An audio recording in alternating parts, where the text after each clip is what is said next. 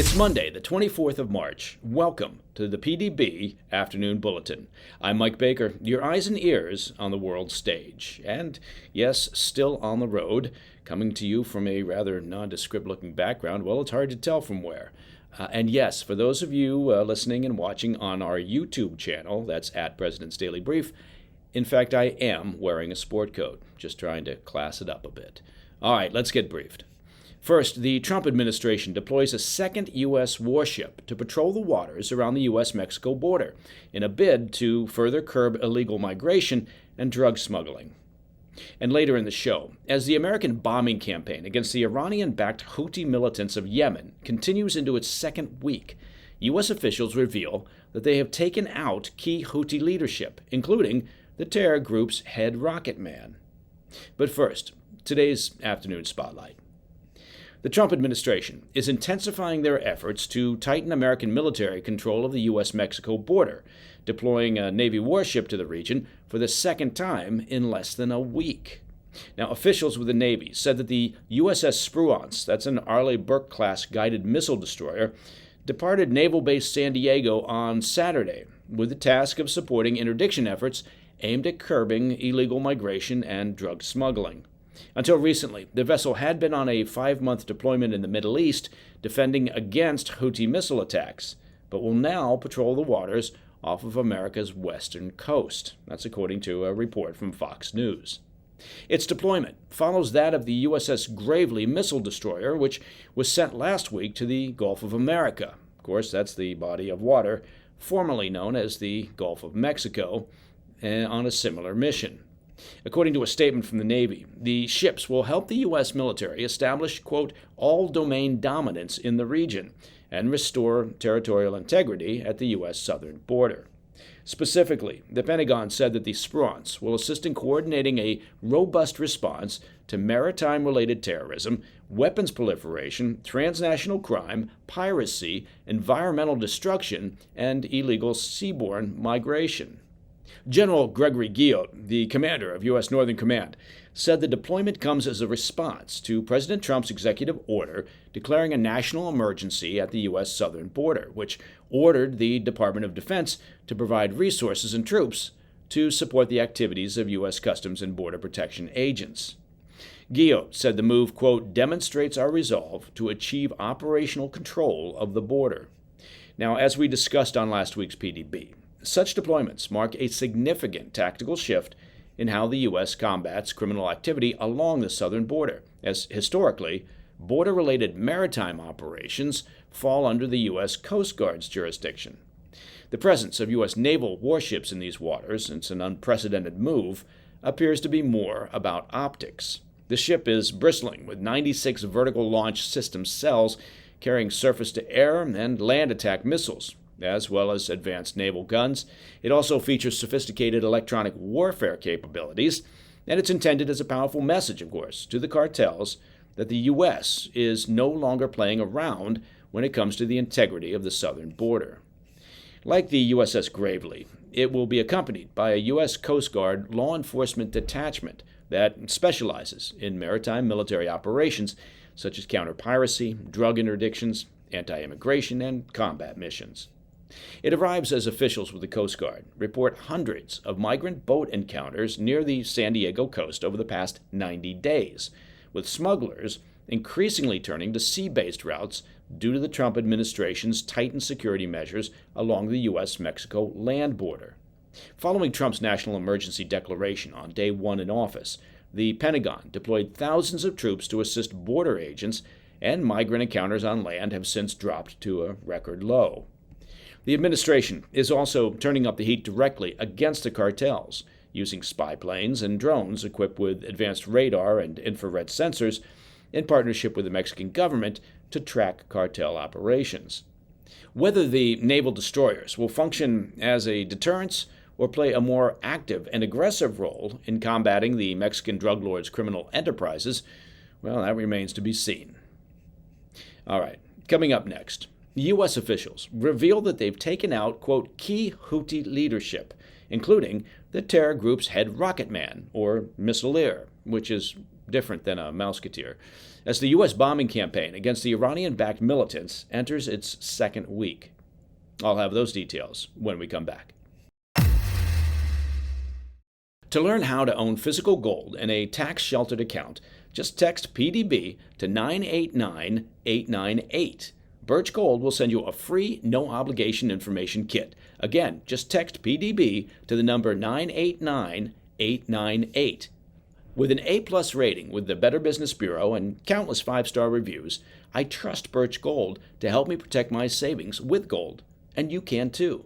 Again, just text PDB to 989898 today. Welcome back to the Afternoon Bulletin. U.S. airstrikes targeting Houthi strongholds in Yemen entered their 10th consecutive day, with President Trump's national security advisor claiming that the campaign eliminated the terror group's top leadership over the weekend. The strikes, now a sustained component of the Trump administration's broader pressure campaign on Iran, showed no signs of abating on Monday. The U.S. military effort is aimed squarely at degrading the capabilities of the Tehran-backed Houthis, whose attacks have disrupted global shipping, threatened Israel, and targeted American warships. Appearing on CBS's Face the Nation on Sunday, National Security Advisor Mike Waltz said the strikes have, quote, taken out key Houthi leadership, including their head missileer. When was the last time you heard that title? Missileer. The Houthis, for their part, have neither confirmed the loss nor acknowledged any setbacks, though the terror group has a history of minimizing damage while overstating its offensive capabilities. Waltz added that the strikes have, quote, hit their headquarters, including command centers, communication nodes, weapons depots, and drone manufacturing facilities.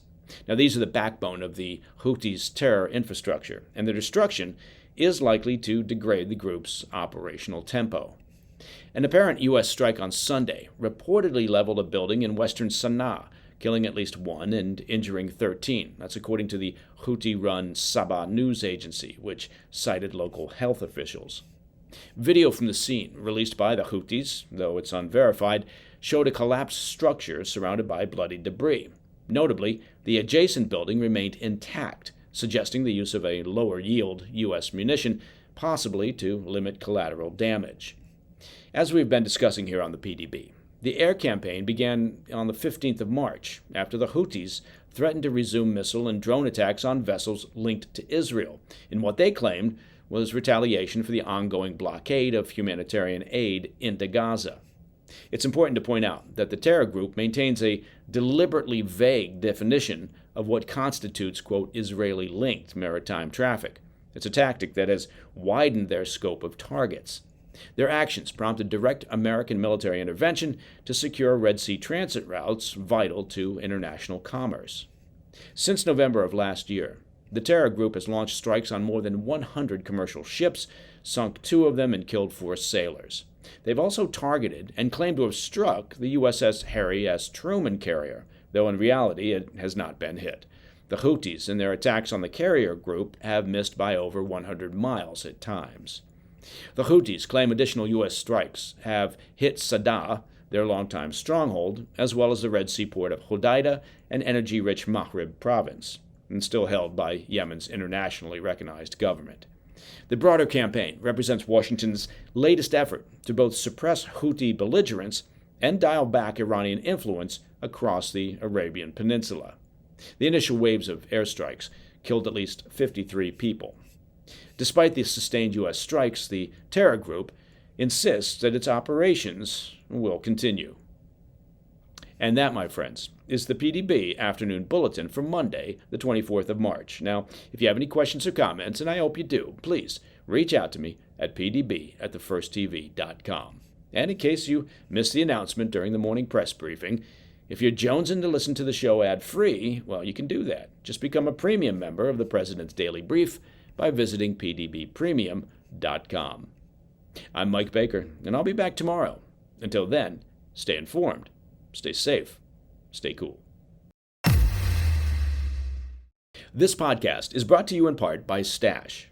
Saving and investing can feel, well, impossible, but with Stash, it's not just possible, it's easy.